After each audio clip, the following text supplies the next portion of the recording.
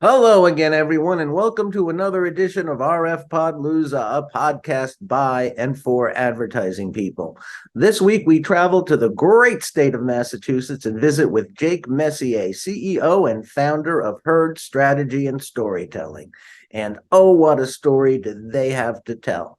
Herd specializes in nonprofit and arts and entertainment marketing and provides a wide array of services to their clients from traditional media, social media, digital media, email marketing, fundraising, and even ticket sales. Jake has some really interesting perspectives on the role of AI and ChatGPT in the future of our industry, as well as some interesting thoughts on the evolving world of social media. So let's not hesitate. Let's visit with Jake.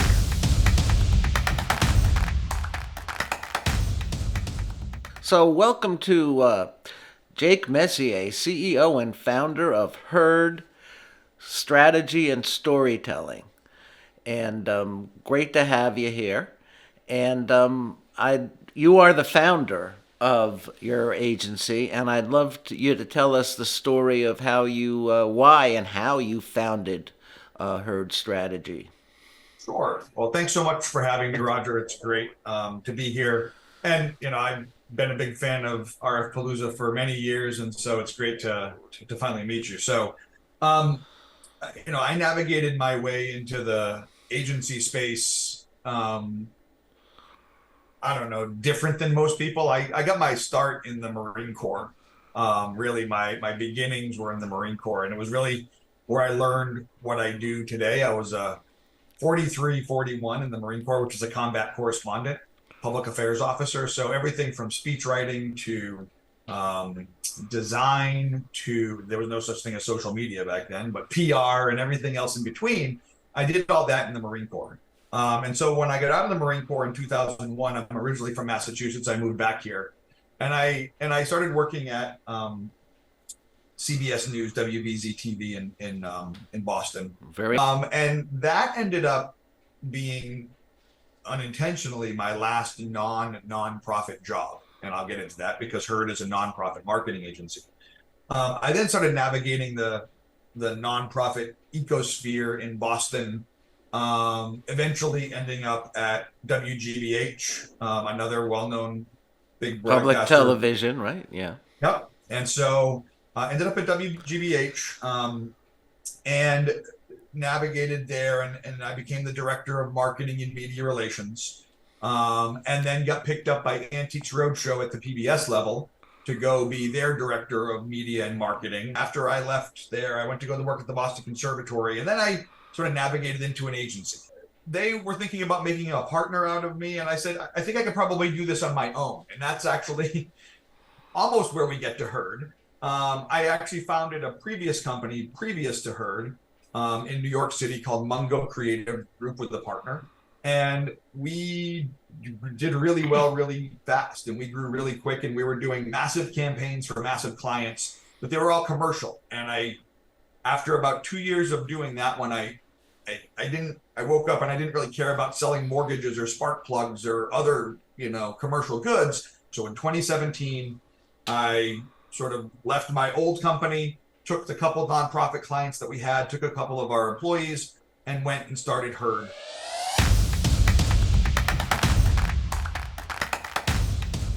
Tell me why you prefer nonprofit and arts work over commercial. It comes down to my personal preference and where my personal passions lie. It comes down to, and it's not just me. I mean, my entire team. It's not just my personal passions; it's their personal passions. When we talked about taking on more commercial clients or stuff like that, if they weren't working for me in supporting, the 10 to 12 nonprofit clients that they get to support, they'd all be working in-house at a nonprofit themselves. That's just the types of people that they are. Their passions lie with helping people. And so when I say that our clients are not the people that pay us, and yes, obviously they're our clients, our end result clients are the hundreds of thousands of people who those nonprofits serve.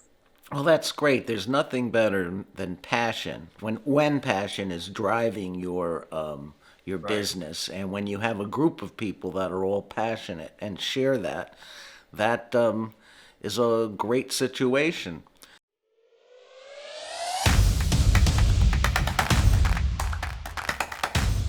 So, the full name of your agency is Herd Strategy and Storytelling. And Correct. storytelling is something that I've heard used more in the context of marketing over the last several years.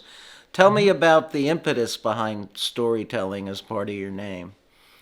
Sure. So when you talk about the storytelling part of it, storytelling is so critical in everything you do today. I think people that are marketed to nowadays, which is all of us, whether, it doesn't matter what it is, the why is probably the most important in a purchasing or a donation. In our case, a donation scenario. Why is most important. You can't just be presenting the who, what, and the when and those things. The why is what really matters, and why comes from storytelling. Why comes Sure. from sussing out the most important parts about what you do and then telling them in a really dynamic way. And so everything that we do, when we write a social calendar for the next month, what we're doing right now for our clients, there's elements of not just event promotion or this is going on. There's true storytelling. And even if you only have 50 words in a social media post, you can tell a lot of a story in 50 words. And so we really emphasize through images, through content, through infographics, through a lot of different ways. Telling your story is the most important thing that you can do as an organization. So let me ask about the elephant in the room. Okay. What about the impact of AI and ChatGPT and other Uh, AI. other Sure. applications like that?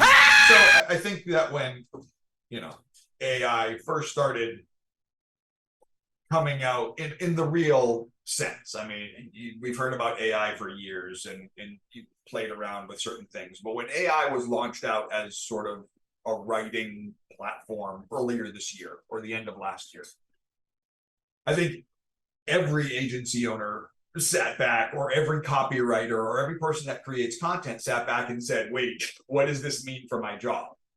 Everybody, and I think it certainly affected, we all sat back and said, ooh, what does this mean for an agency, right? Can all of our clients start doing this themselves? And so we played around with it a lot. We played with the prompts to see what kind of stuff we could get out of it. And AI is a fascinating and an amazing tool. And we use it for a lot of different things. We don't ever use it for, I'm never gonna put in something, have it spit it out and pass it off as our work to a client, but we're gonna use it for ideating, we're gonna use it for um creating different ideas. So if a client wants us to come up with 25 different taglines, we're going to throw that in there and see what it comes up with and see if there's anything we like in there. So yeah, we use it for stuff like that. The thing that I think about AI is that the agency that adopts it and uses it in whatever capacity they want to use it. There are some agencies that I know that are using it very differently than ours. There are some agencies that are using it for client work and just passing it off as client work all the time. But we just had a prospect talk to us last week, and the main reason she's thinking about switching over is because she goes, I can tell that all the social they're writing is just coming out of ChatGPT. Like it's not quite right, and they're not taking the time to edit it, and so clients are noticing, like they're noticing when things are not quite right. But like I think that with AI and with new tools, I think you need to test them, see if they work for your company in a way that's productive for you. I can tell you my content manager was not on board with bringing on AI when it first came on, because she's like, this is going to take my job and I don't want to do that. And I think when she started playing around with the prompts, I think when she dropped in prompts the way she thought that a client would do, she's like, oh, wait, this is like sort of spitting out garbage. This isn't something that I would put out there. And so being smarter with your prompts, figuring out the ways to manipulate AI to get the good product on the back end, that as an agency owner is, I think, is what's going to make the difference in the next 3 to 5 years. Not that AI is going to run through and take over my business because all of my clients can now figure out how to use ChatGPT. I don't think that's the case. So you said you had some ideas about where you think social media is going. Well, Sure. where do you see it going? I think, I'm a big Star Wars fan. I'm a big, and I think we have the beginning of the Clone Wars here. We've got the big, I know we have more social media platforms, than the big four. What I think you're going to start to see is a number of clones come out in the same way that Threads came out to compete with Instagram.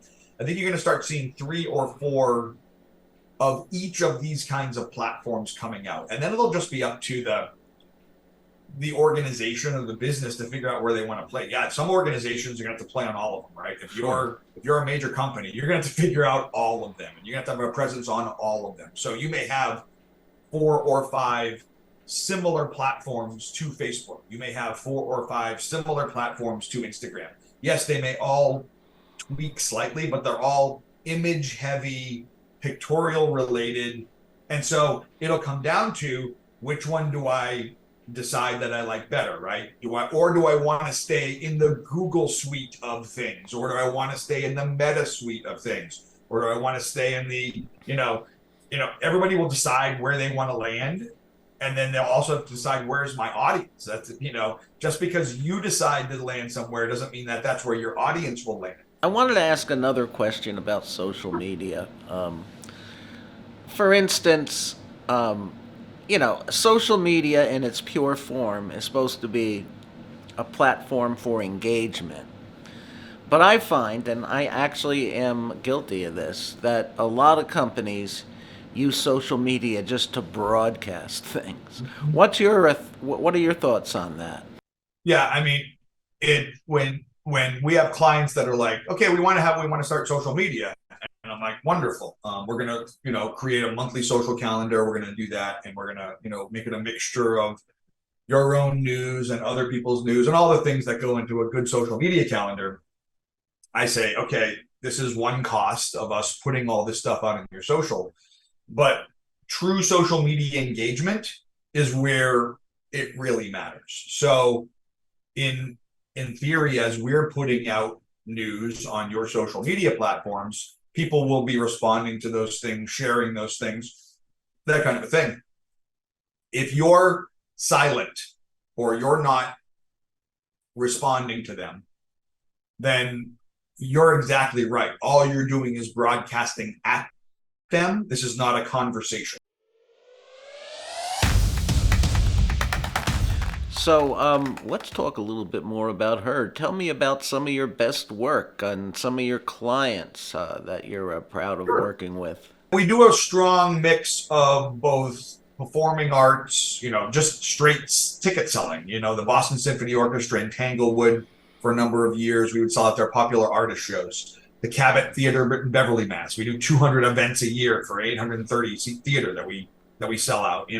A lot of those ticket selling type things. And that's a grind. And I have a great team, an entertainment team that works, that all they do is they sell tickets. So I'm really proud of the fact that we're one of the go-to firms in New England that people can come to, that not only want solid brand marketing for their foundation or their association or their nonprofit, but if they've got an event or a gala or a show or something like that, we know how to sell tickets too. It's one of the main things that we started working with the Corey Griffin Foundation in Boston.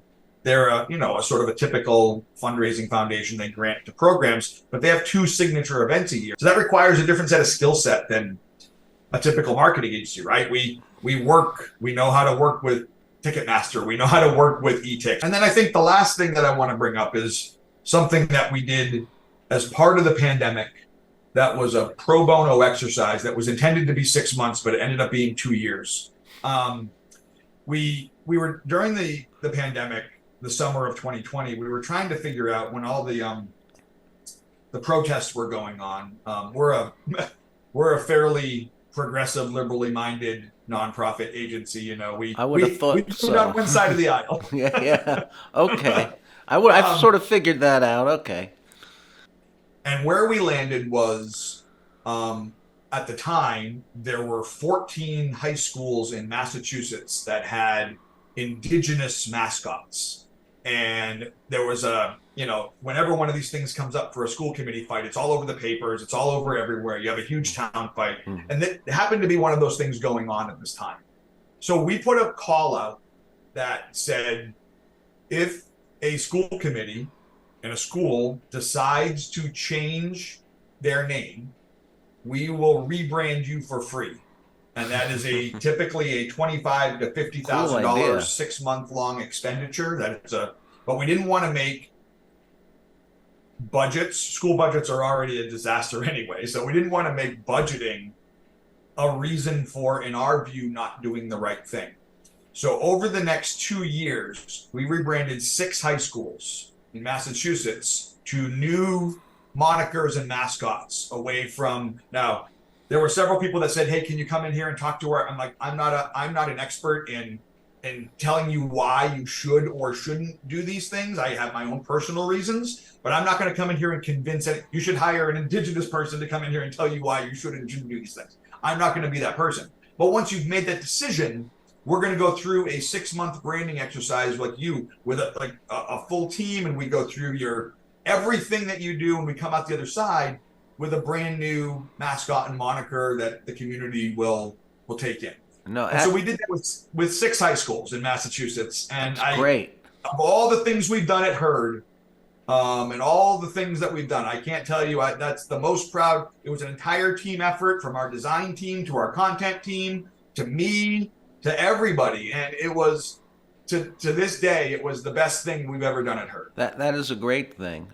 Now, the irony is, I think, if I remember correctly, the name Massachusetts is from an indigenous Massasoit, I think his name It was. is. So you've told us a lot about how you sell tickets to events, how you raise funds, which are basically direct marketing functions. Yep. What role does branding play? I would argue that value propositions and branding is likely more important for nonprofits than arguably any other company, right? If I'm buying a product, right, I go to the store and I'm going to pick up something. I just need to know that that product's going to work. I don't need to trust your brand. I don't need to figure out what else you're doing in your mission. I don't care. If I'm going to go buy a rake, I just need to know that the rake isn't going to break when I bring it home. I think when it comes to nonprofits, there's a trust, and, even if you don't donate, I mean, I think most nonprofits want to turn people that are aware of their mission into a donor, right? Or a supporter in some way.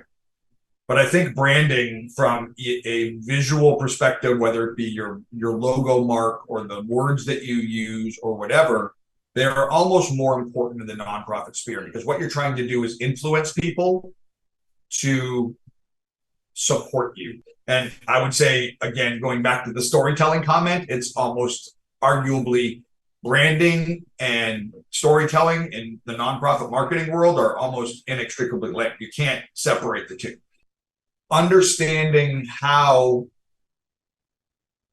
your words and your image and your social presence, all the things that go into branding, how that matters to your audience is the most important thing, because that builds the trust, which converts them from a supporter to a donor, which then supports them into becoming volunteers and all these other things that you need them to be as a nonprofit. But that all has to start with trust. And branding is all about trust. It's the words that you say, it's the imagery that you use. It's all about trust. You have to, but you have to instill passion in your potential contributors, whereas a product advertiser doesn't have to, for toothpaste, you don't have to be passionate. You just have to talk about, what Right. it does and what the benefits are.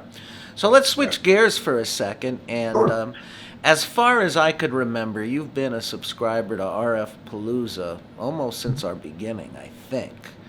It's, And it's been it's been almost 10 years. I don't know when you guys started, but it's been almost 10 years, I think. it was In three 2012. different agencies. My first agency, my second agency that I founded, and then I brought you guys to Herd too. So Tell us about the role RFPs play in your new sure. business development process. You know, I use a handful of sites as my biz dev, and RFPalooza is one of them. It's the only one and the one that I found that has true big RFPs on it, right? There's a few other sites that have, especially in the nonprofit realm, that have good nonprofit marketing jobs or performing arts jobs. And I found a couple other RFP sites, but there's nothing, and I've looked to try and the collection of stuff that is in RFPalooza is always shocking to me, especially when I'm like, once a year I'll go like, okay, there's got to be somebody else doing this, right? And I'm like, nope, there's nobody else doing it like that. And so, well, let's hope it stays that way. I hope for your sake it does. But for in sometimes RFPs are a place for us to really shine, right? And so I used to apply to a lot of RFPs, like a ton of them. I used to be like, okay, this is the way to go. And it took up a lot of my time. Now I'm much more judicious in what I do. I know what I'm looking for. And I think that's the beauty of RFPalooza. And not to keep on plugging RFPalooza, but I think that's the beauty of it. Go ahead. That And how has your success rate been? I would say that we probably get off of that 2 to 3. Okay. So we get like a 10%. 10% which again is not bad. No, 10% is not bad, but it does work. I mean, and those RFPs, those organizations typically are ones that last years at a time. Those are the ones that are long form clients. I assume the revenue you bring in more than more than compensates for the $29.95 a month. Okay, it does. Even if I only brought in one, it would certainly I know, do it. So I yeah. know. Well, I think we've covered almost everything, and I just like to thank you so much, Jake, for I've seen your name so many times in our emails and our our subscriber list. So thank you for being a subscriber, and thank you for agreeing to do this, because I think you covered a lot of things that a lot of people in our industry would like to learn about. No problem at all, Roger. It was my pleasure. I love, at the very least, even if other agency owners can get something out of this, how to work with nonprofits, that's, ultimately that's where we'd like to go. I mean, we want to, they're a slightly different beasts. And so if other agency owners can figure out how to work with nonprofits a little bit better, then this was all worth it. And I think there's a big opportunity for agencies working in collaboration. Absolutely. We work with other agencies all the time where they may not have this expertise and they've got a big community foundation in their area and they want to use it. Great. We absolutely talk to you. You can white label under us. We don't care. Doesn't matter to us at all. Well, again, thank you very much, and good luck to you. Thank you so much to you.